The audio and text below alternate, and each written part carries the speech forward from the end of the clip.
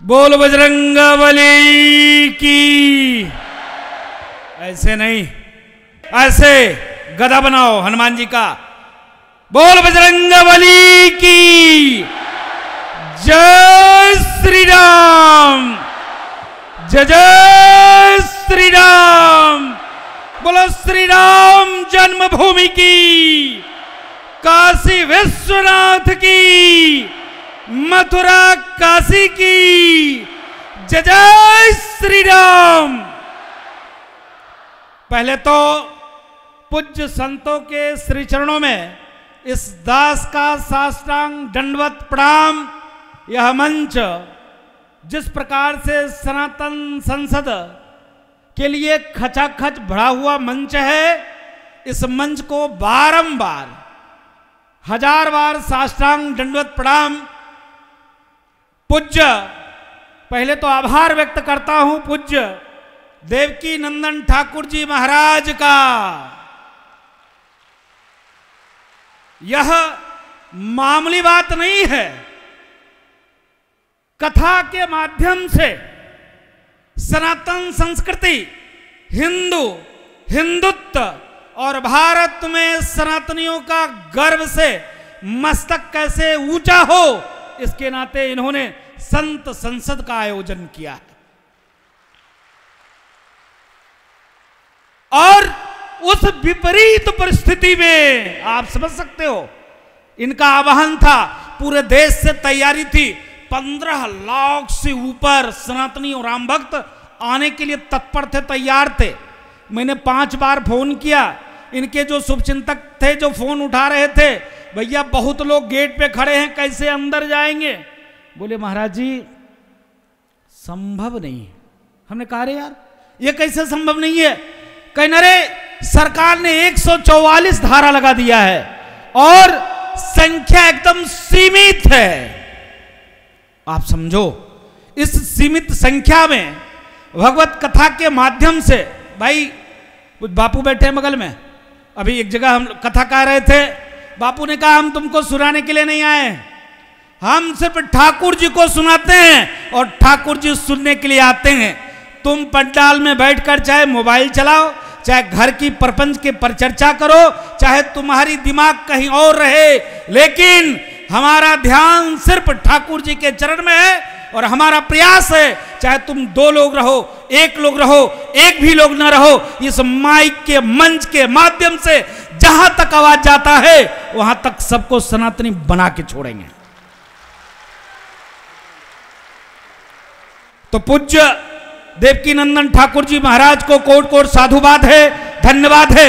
हम डरते नहीं, हम घबराते नहीं, हम कतराते नहीं, सदैव सनातन धर्म संस्कृति के लिए निरंतर तत्पर रहते हैं। संतों का परम कर्तव्य है, परम काम है। संत सदैव निरंतर चिंता और चिंतन सिर्फ समाज के लिए जीता है, समाज के लिए मरता है। समाज में कैसे, समाज में रहने वाले हर प्राणी, जैसे सनातन कहता है, धर्म की जय हो, अधर्म का नाश हो, प्राणियों में सद्भाव हो, विश्व का कल्याण हो, वसुदेव कुटुंबकम की भाव, सर्वे भवन्तु सुखिनः की भाव के साथ हम निरंतर कार्य और काम करते हैं। लेकिन पूज्य महाराज जी को साधुवाद है, इन्होंने कहा नहीं, इससे काम नहीं चलेगा। धर्मो रक्षति रक्षता, धर्म की रक्षा तुम करोगे, धर्म तुम्हारा रक्षा करेगा। कितनी दुर्भाग्य की बात है। मैं तो आभार व्यक्त करता हूं देश के यशस्वी प्रधानमंत्री जी का। महाराज जी आपने कहा कि नहीं, इस मंच के माध्यम से सभी संतों के चरणों में करबद्ध प्रार्थना और निवेदन है कि माननीय मोदी जी को साधुवाद दीजिए, धन्यवाद दीजिए। अरे राम राम, वो तो ऐसे महापुरुष हो गए हैं, मामूली बात है क्या? आप समझो, अभी पूज्य महाराज जी कह रहे थे, बताओ कलावा पहनकर, गले में माला पहनकर और हमारे बहन बेटियों से छलावा। अब बताओ, जो कहता हो बुद्ध पूजक काफिर होता है, इसके गले काटने से 72 हुरे मिलते हैं और जन्नत को जाता है। वो बताओ तिलक लगा ले रहा है, गले में माला पहन रहा है, हाथ में कलावा पहन रहा है और हमारी माता बहन बेटियों के साथ मोहम्मद छलावा कर रहा है। ये कैसे चलेगा? ये नहीं चलेगा। ये चिंता और चिंतन के विषय है। जिस प्रकार से पार ब्रह्म परमात्मा भगवान श्री राम की नभ भव्य दिव्य मंदिर 500 वर्ष के संघर्ष के बाद लाखों साधु संतों ने आश्रम की पूजा पाठ व्यवस्था को छोड़कर, भजन संध्या को छोड़कर, भक्तों की चिंता और चिंतन को छोड़कर, मठों से निकलकर गांव में, गलियों में, शहरों में घूमकर सनातनियों के अंदर एक भाव जगाया। क्या? तेरे परमात्मा टेंट में रहते हैं। कितनी शर्म की बात है।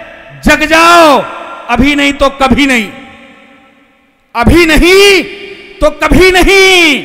क्योंकि आप देखो, इनका एक ही नारा है, हमारे साथ और उसके 70 और सबके हाथ में एक एक पत्थर और पूरा हिंदुस्तान कब्जा कर लेंगे।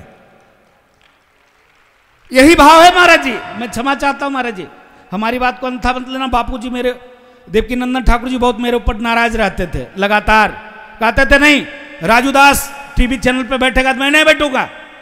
हम सनातनी हैं, धर्मगुरु हैं, हम शिक्षा क्या लोगों को दे रहे हैं? जब इस प्रकार से लड़ोगे, झगड़ोगे, बोलोगे तो क्या लोग क्या कहेंगे? ऐसे अक्सर महाराज जी कहा करते थे।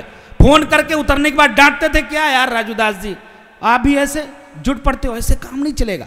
इसलिए इनका चिंता था, चिंतन था। हम जिस भेष में हैं, जो हम कार्य करते हैं, लोग उसको कॉपी करते हैं। आप कुछ करोगे क्षम्य है, कोई बात नहीं है, चल जाएगा। अरे ठीक है भाई, परिवार वाले हो, बच्चे वाले हो, नातेदार रिश्तेदार, तमाम झंझावात है, लेकिन हम सनातन संस्कृति के रक्षक हैं। हम जो करेंगे हर व्यक्ति का उस पर ध्यान रहेगा, ऐसे अक्सर बापू टोका करते थे।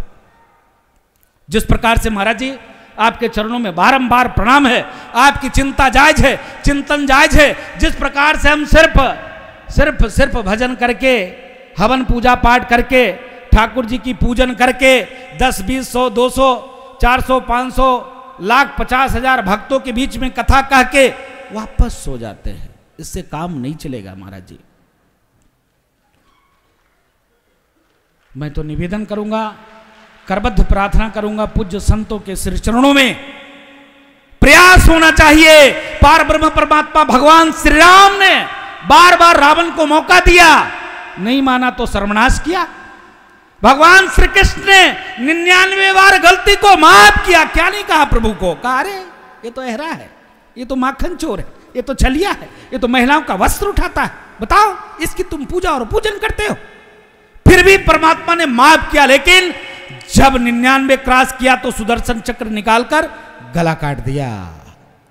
इसलिए मैं निवेदन करूंगा इस मंच के माध्यम से उन राजनेताओं से, नेताओं से, अभी भी वक्त है, सुधर जाओ। अभी पूज्य महाराज जी ने कहा था कि यहां से अगर संत बोलेंगे, हम बोलेंगे तो लोग मुझको बीजेपी का कार्यकर्ता, प्रवक्ता घोषित कर देते हैं। हम लोग जब बोलते कहते अरे ये तो बीजेपी का प्रवक्ता है, ये तो टिकट मांग रहा था, ये तो फलाने का कार्यकर्ता है, ये साधु थोड़े ने। बताओ गजब बात करते हो। अगर हम हिंदुत्व की बात करें, सनातन की बात करें, सर्वे भवन्तु सुखिनः की बात करें, सर्वे सन्तु निरामया की बात करें, तो हम बीजेपी का प्रवक्ता हो गए। कितनी एक गंभीर विषय है। और कहता कौन है? तो तिलक लगा के बैठा रहता है, गले में माला पहना रहता है, बोलता अरे मैं भी हिंदू हूं। अरे तुम खाक हिंदू हो? तुम हिंदू हो सकते क्या? अभी पूज्य महाराज जी कह रहे थे, बताओ इस देश में रामचरितमानस फाड़ा जाए, जलाया जाए, ये कहे कि हमारी सरकार बनेगी, प्रतिबंध कर देंगे, बैन कर देंगे, और एक तरफ जहां एक कुरान की प्रति कोई छू लेता है तो गला कट जाता है। हम इतना लोगों को सहनशीलता, सहिष्णु हम इतना हो गए हैं, इतनी सहिष्णुता नहीं चलेगी पूज्य महाराज जी, इतना नहीं चलने वाला है। अब वक्त आ गया है, आपके अंदर एक जागृति आनी चाहिए, आपको जागरूक होना चाहिए। अगर आप जहां पर बैठे हो, जो सनातन धर्म संस्कृति की बुराई करे, उसका मुंहतोड़ जवाब देना चाहिए, और उस स्तर तक देना चाहिए जब तक वो मान न जाए। जब तक न माने तब तक देना चाहिए। पहले तो धर्मशास्त्र के माध्यम से, उसके बाद घूसा के माध्यम से करना पड़ेगा। नहीं करेंगे तो नहीं चलेगा। भगवान श्री कृष्ण की मंदिर तो बनना चाहिए। सदन में मैंने सुना था, सदन में सुना था, सदन में आप समझो, मैं आभार व्यक्त करता हूं देश के यशस्वी प्रधानमंत्री जी, जहां जाओ पहले क्या होता था, 2014 के पहले डर के मार से कोई तिलक नहीं लगाता था राजनेता, और राम राम कोई फोटो नहीं खिंचाता था, बापू के लाखों शिष्य थे, लेकिन इनके चरण में बैठते समय फोटो नहीं खिंचाता था, घबराता था, भागता था। अरे कहीं फोटो कहीं पड़ जाएगा तो अरे लोग कहेंगे कि हम सेकुलर हो गए। अरे एक ऐसा सेकुलर, सनातन धर्म संस्कृति को गाली दो, हिंदुत्व को गाली दो, और एक मजहब, एक संप्रदाय, एक कौम की सिर्फ बात करो। अरे जब भारत डेमोक्रेसी, जब आप कहते हो डेमोक्रेसी है, लोकतांत्रिक व्यवस्था है, प्रजातंत्र का राज है, तब हम आपको चेतना और सचेत होना पड़ेगा। और बापू आपके साथ हैं, आपके साथ पूरा देश है, कंधा से कंधा मिलाकर चलने के लिए हम लोग तत्पर हैं, चाहे उसके लिए कुछ भी करना पड़े। अरे यहां तो प्रशासन के लोगों ने रोका ना, कोई नहीं रोक पाएगा। रोकने वाला माई का लाल कोई नहीं पैदा लिया। आप देखो, रोकते रोकते विपक्ष का सर्वनाश हो गया, विपक्ष का पतन हो गया, नाम लेने वाला कोई नहीं है। आज वो कालनेमी का रूप धारण करके मंदिर मंदिर जा रहे हैं, कालनेमी का रूप धारण करके कुर्ते के ऊपर से जनेऊ दिखाना पड़ा है, कालनेमी का रूप धारण करके आज अयोध्या जाना पड़ा है। पहले कहते थे मेरे नानी को बहुत तकलीफ हो रही थी, आज वही अयोध्या जा रहा है। देखो कितना परिवर्तन आया, मामूली बात नहीं है। महाराज जी आपके साथ तो बहुत लोग सामने बैठे हैं। अभी आ रहा था, आपने कहा आप लोगों ने देखा होगा प्रशासन का टेलर, वाकई में देखा। अरे बताओ, अभी किसी एक मजहब की बात होती, बताओ इतने, यहां तो हम लोग शालीनता से बोल रहे हैं, एक भी एक शब्द का प्रयोग क्या, वहां तो सिर्फ जार उगलते हैं। बोला अरे देखो ये मोदिया ऐसा कर रहा है, अरे योगिया ऐसा कर रहा है, इस देश में सिर्फ इस्लाम चलेगा, इस देश में क्या, अरे एक एक से शब्द का लोग प्रयोग करते हैं। और महाराज जी ने कहा कि मैं सनातन को मानने वाला हूं, इसलिए मर्यादित हूं। अगर हम उस कौम को मानने वाले होते तो आज तक क्या हिंदुस्तान में 6 करोड़ से 40 करोड़ कोई नहीं हो जाता। आज देश में जिस प्रकार से रोहिंग्या, बांग्लादेशी घुसपैठी जिस प्रकार से सनातन को नष्ट और विनष्ट करने का प्रयास कर रहे हैं, वो नहीं होता। अगर हम सनातनी हैं इसीलिए हो रहा है, गर्व की बात है, कोई बात नहीं। लेकिन पूज्य मंच पर सभी पूज्य संतों के चरणों में महाराज जी कह रहे हैं रुक जाओ बच्चा, बहुत हो गया। महाराज जी को साधुवाद है। महाराज जी सभी संतों के चरणों में साष्टांग दंडवत प्रणाम है, आभार व्यक्त करता हूं।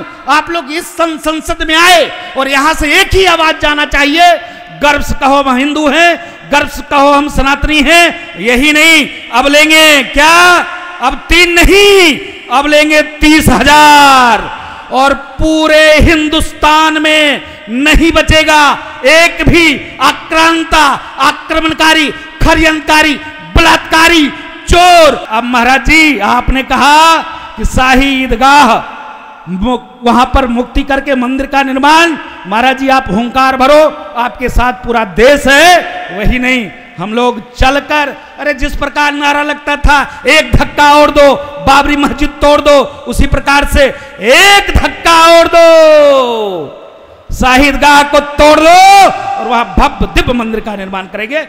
वंदे मातरम, जय श्री राम। महाराज जी के सिर चरणों में बहुत बहुत दंडवत प्रणाम।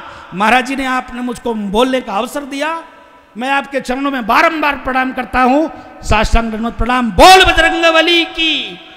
ऐसे नहीं गधा, फिर आपने हाथ खोल दिया, खत्म हो गया। वो गली गली ढूंढ रहा है कि बहू कहां मिलेगी, कुर्सी कहां मिलेगा, पत्नी कहां मिलेगी, गली गली घूम रहा है, इसलिए ऐसे ऐसे मुष्टिका। बोल बजरंगबली की जय श्री राम।